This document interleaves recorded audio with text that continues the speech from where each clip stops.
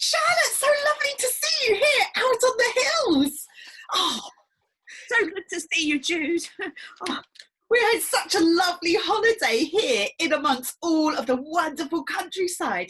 And I've had the most amazing morning. We both went out and had our lovely breakfast, didn't we? And then we went on our own walks. And you know what? I found the most amazing place to sit and have a picnic. I was up there looking at all the lovely birds and the trees and the hills. It was such a lovely morning. How was your walk? Oh, well, Jude, to be honest, I've had a bit of a fright. Oh, I was coming along home and I had a choice between two paths. Well, I had a look at my map and I saw that one of the routes was going to be quicker. So I thought I'll go that way. But, Jude, it had a sign that said no entry. But it still looks like quite good, even though there were some cows in the field. But I went through, and as I was walking, the cows started to follow me, Jude. And I thought I was imagining it for a minute, but they were getting closer and closer. Eventually, they did start to chase me. I had to start running. Oh, a bit scary. oh my goodness me. Well, I'm glad that you're here and that you're okay. But Charlotte, you really shouldn't have gone down the route that said no entry. You should have followed the sign and listened to what it said. It must have been there because it knew that the cows didn't like to be followed. Oh, I'm glad you're okay, but that wasn't a very good decision. No. I tell you what, how about you and me, we walk together side by side and we head back to our place and then we can have a lovely afternoon tea together. Oh, that sounds such a good idea. We'll do it together. And we'll go down the right route. I wonder if you've ever been lost. I mean, really lost, where you don't know where you're going or you don't know where you are. I wonder what you did. I wonder if you asked someone for help, or whether you had someone with you, or whether you looked at a map or used your phones. Have a little think of a time when you were lost and talk to the people around you about how you felt. Now, I have been lost. I remember when I was little going into this shop and I was there with my mum and the two of us walked down an aisle and I stopped in front of the toy aisle. It was full of the most amazing toys and gadgets and gizmos, teddies and dolls, so many things that I just loved to look at. And as I was there, I was looking at all of the amazing toys and I wished I could play with each and every one of them. And I was there for a long time, looking at them all. And then I suddenly remembered that I was in a shop and that I'd come into the shop with my mum. But I looked either side of me and I couldn't see her. She wasn't there. And so I ran down one end of the aisle and peeked my head out to see if she had walked the other way. But she wasn't there. And I ran down the other end and I looked down there and I still couldn't find her. And I stood right in the middle of the aisle looking at the toys and I felt in my tummy this feeling that felt like I was just about to cry. And I began to feel prickles in my eyes knowing that the tears were just about to roll. And as I did so, I turned around to see where I was in the shop.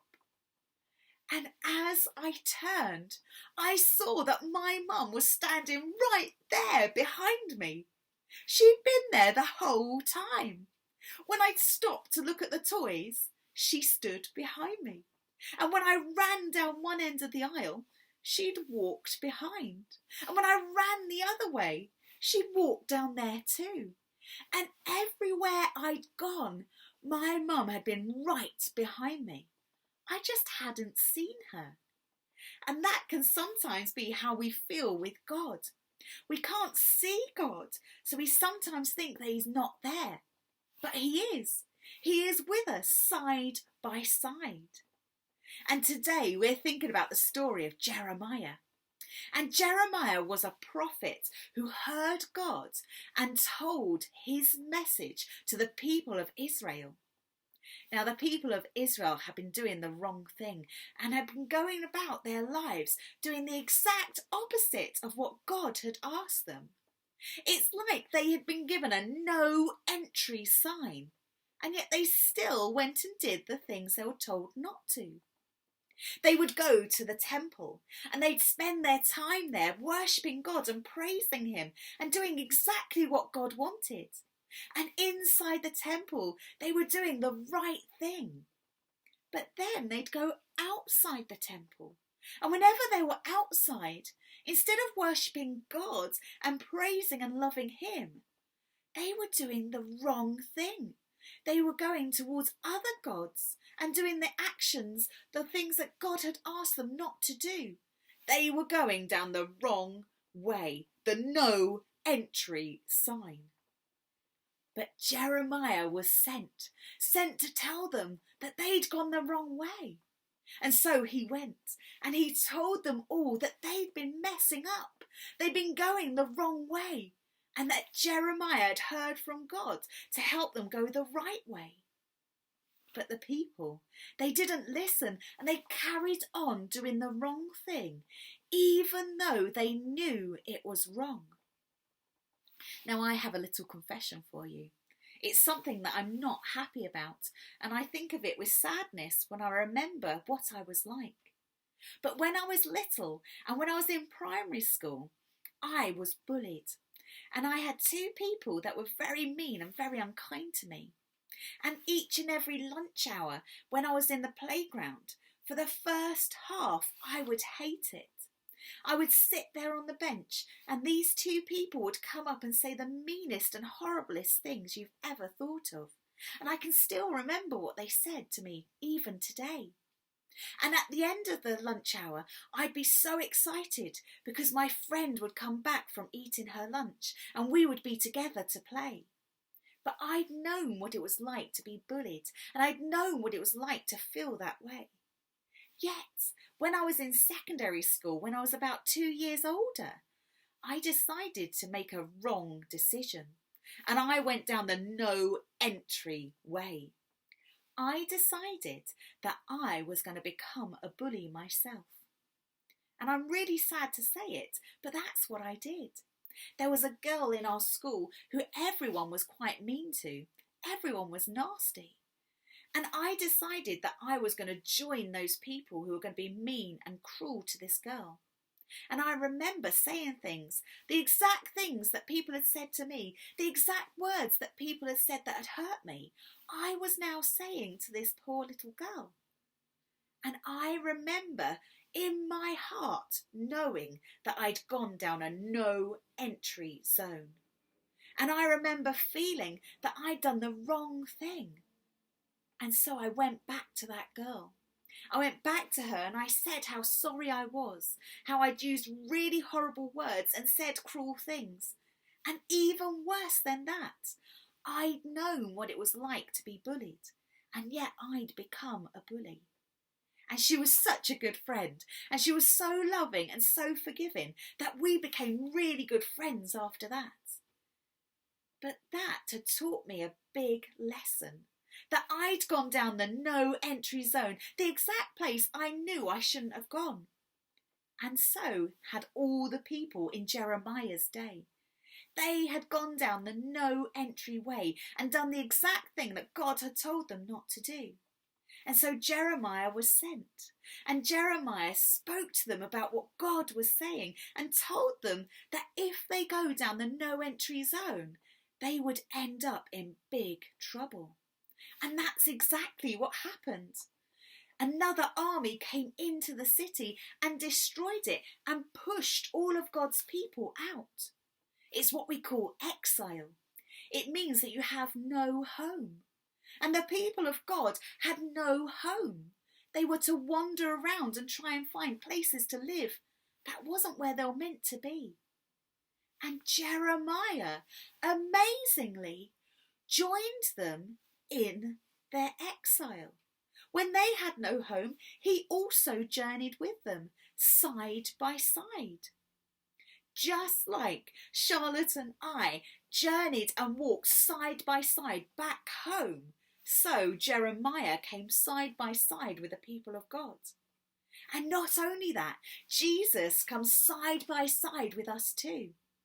Just like when I was lost in the shop and worried, I didn't know that my mum was behind me, but she was. And today, right now, we might not be able to see God around us, but he's there. In fact, it says in the book of Deuteronomy, in chapter 31, verse 8, it says that the Lord goes before us and he will never forsake us. And that word forsake means abandon or leave us behind. So we know that God is always with us. He walks side by side. And that means even when we think we're starting to go down a no entry zone, we can listen to God who speaks to us and tells us what the right way to go is. So today, let us know that God is with us side by side. And let us know that when we think of going the wrong way and going down a no entry sign, even when we know it's the wrong thing to do, may we listen to God who walks with us, turn the right way and go down the right path. So we're going to pray now. And we're going to pray that God helps us to do the right thing. And the way in which we're going to do this, I would love for you, if you've got an adult in your room, I love the adult to scrunch you in, to pull you into a cuddle, or you can cuddle the person around you, or if you're two children together, you can cuddle each other, or if you feel that actually I just want to cuddle myself, then you can do that yourself too. And we're going to spend time now chatting to God and spending time with him, knowing that he is with us today and always. And so as the music plays in just a moment, I would love for you to either chat to the person next to you and chat to God, pray with each other, or you might want to pray on your own and chat to God in your own way. You can do that right now.